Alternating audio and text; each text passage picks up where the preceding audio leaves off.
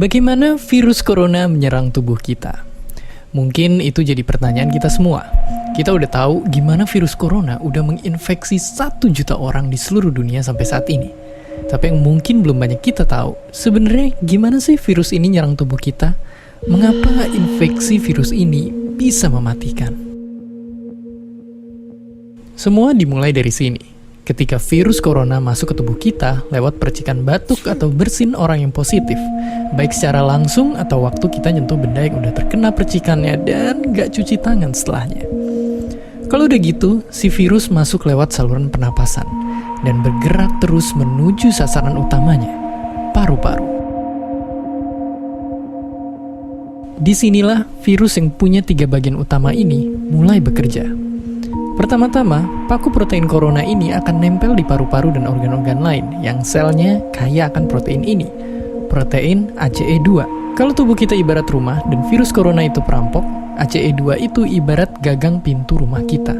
Begitu udah nempel, perlahan tapi pasti virus ini akan ngedorong masuk ke dalam sel kita. Dan begitu berhasil masuk, barulah aksi sebenarnya dimulai.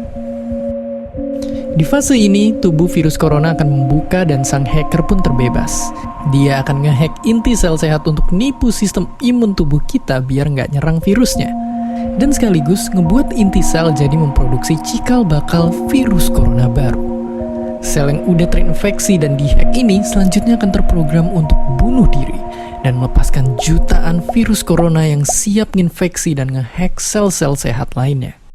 Ya, awalnya mungkin kita cuma kemasukan virus corona yang jumlahnya dikit, tapi dalam hitungan hari aja udah akan ada jutaan sampai miliaran virus corona baru, bikin paru-paru kita dipenuhi oleh mereka.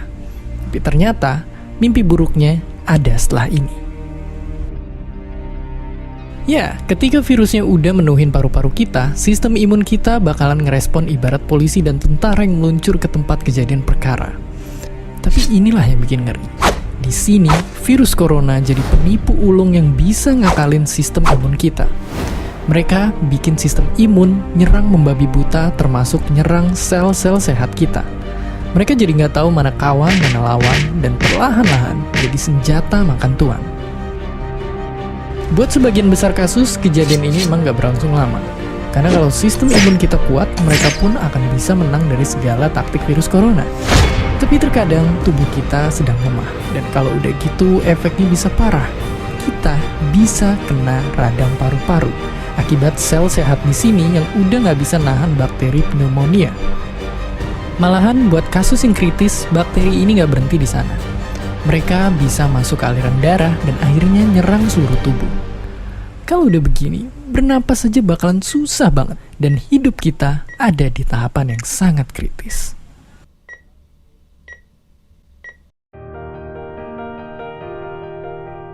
Ya, mungkin dengan fakta-fakta barusan bikin kita takut dan khawatir. Tapi ingat, kita pun punya cara buat memperkuat daya tahan tubuh kita. Makan makanan bergizi. Ya, bukan lagi sekedar 4 sehat 5 sempurna, tapi ikutilah pedoman gizi seimbang yang bisa ningkatin imun tubuh kita. Virus corona bisa parah kalau kita emang sakit. Tapi kalau tubuh kita sehat, kita punya harapan untuk bertahan. Dan seperti biasa, terima kasih.